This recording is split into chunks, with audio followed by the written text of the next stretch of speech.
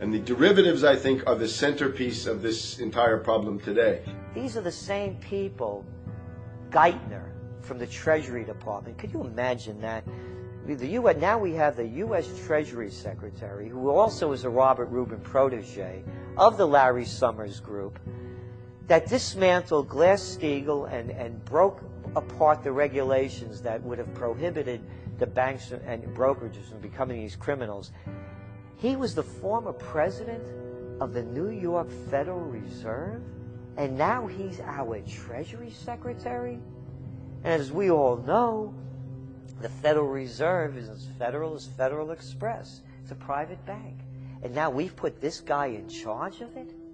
I mean, Wall Street has hijacked Washington in broad daylight. Every single one of his appointments support the status quo. Every one of his appointments are there to screw the American people. Every single one of his appointments are people who are working to bring down the Republic and the Constitution of this country. Secretary of the Treasury, Timothy Geithner, Bilderberg Group and Trilateral Commission member. Secretary of State, Hillary Clinton, is a Bilderberg and CFR member. She is also married to Trilateral Commission member William Jefferson Clinton. Ambassador to the United Nations, Susan Rice, Trilateral Commission. National Security Advisor General James L. Jones, Bilderberg, Trilateral Commission, and CFR. Deputy National Security Advisor Thomas Donilon, Trilateral Commission, CFR. Special State Department Envoy Henry Kissinger, Bilderberg Group, Trilateral Commission, and CFR. Chairman, Economic Recovery Committee, Paul Volcker, Bilderberg Group, Trilateral Commission, Council on Foreign Relations. The Director of National Intelligence, Admiral Dennis C. Blair, Bilderberg Group, Trilateral Commission, CFR. Secretary of Defense Robert Gates, Bilderberg Group, Trilateral Commission, CFR. Deputy Secretary of State James Steinberg, Bilderberg Group, Trilateral Commission, CFR. State Department Special Envoy Richard Haass, Bilderberg Group, Trilateral Commission, and President of the CFR. Obama Presidential Advisor Alan Greenspan, Bilderberg Group, Trilateral Commission, CFR. State Department Special Envoy Richard C. Holbrooke, Bilderberg, Trilateral, CFR. And the list goes on and on.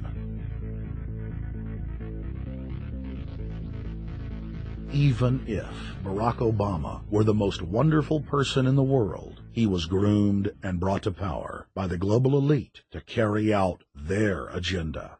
Humanity must look past Obama and realize that presidents come and go, but the shadow government and their program of global enslavement continues. How could people be so stupid and gullible to believe a bunch of political people? So people who voted for Obama were trying to express, I think, first of all, something worthwhile. The hatred for Bush, Cheney, the neocons, the desire to punish the Republicans for their adventures, their police state, and their economic depression. The second question was on the economy. People felt that Bush was selling them down the river into a world depression. He is, of course, the new Herbert Hoover in that regard, so they were trying to get something different from that. The tragedy, of course, is, and this is really why Obama was groomed and prepared over a period of almost 30 years now, that Obama is there to frustrate and to deceive all of those hopes. Obama is a cruel hoax. He's a bogus sham. He's an absolute denial of everything that you'd expect from an American president. It is very disturbing to see well-meaning people falling for high-tech propaganda over and over again. It happened after 9/11. The American people en masse were swept into a mob psychology, irrationally throwing their common sense to the wind and doing whatever the administration told them to. The general public eventually caught on to the fact that George W. Bush was a deceitful thug and that the economy was in freefall. In the midst of it all, Barack Obama was there, speaking out against the abuse of the people at the hands of the establishment. With the election of Barack Obama, the world rejoiced that the United States was no longer in the hands of madmen. But unfortunately for humanity, this was another vicious fraud. I want to like the guy. He speaks gently. He's intelligent. He seems to be a man of peace. He is just as charismatic as they come. But you know what? Is that a tree is really, really measured by the quality of its fruit. And when you kind of put away all the flowery words, when you put away all the rhetoric, when you put away all the rock and roll music, what he does is what's important for the people of this country, starting with the truth. Obama is notoriously a liar. He promised that he would get out of Iraq, I think within 16 months at some point.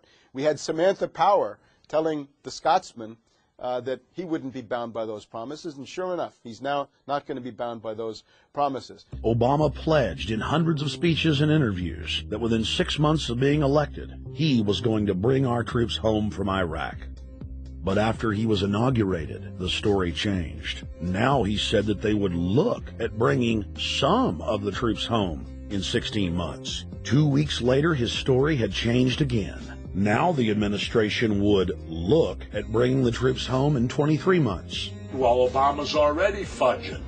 He's fudged since day one in this election, where he first said we're getting out. Well, now it's a timetable, and now it's da-da-da, because they're getting to him. They're understanding that, and he ain't going to be able to get him out because people more powerful than him got us in.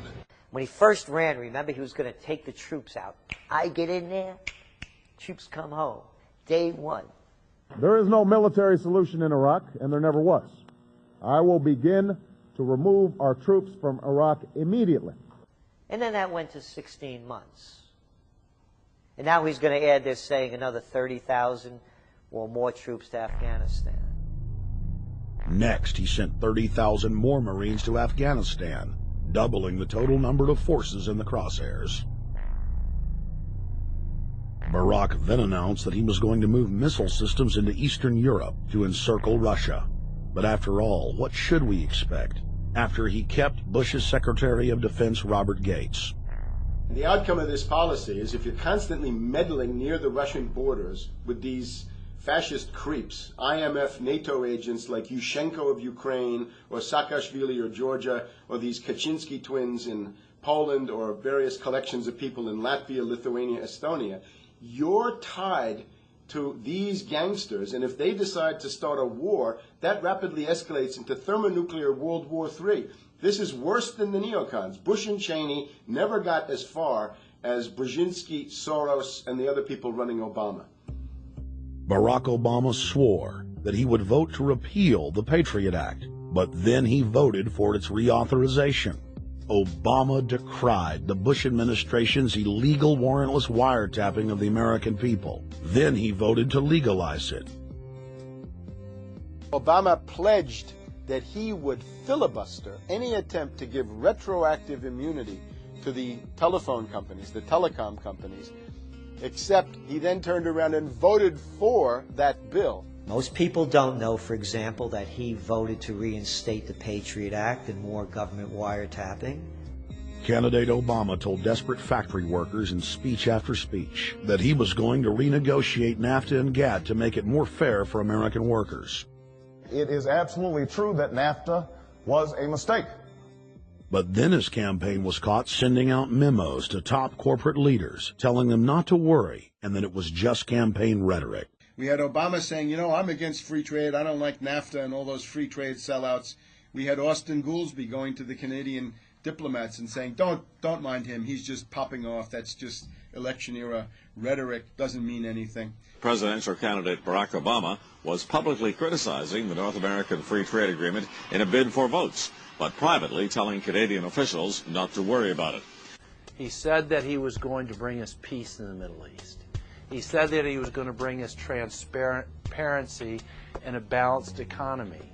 He said that he was going to not have lobbyists. He said he was going to clean up government. He said he was going to work for the environment. And point by point by point, within the first month of his inauguration,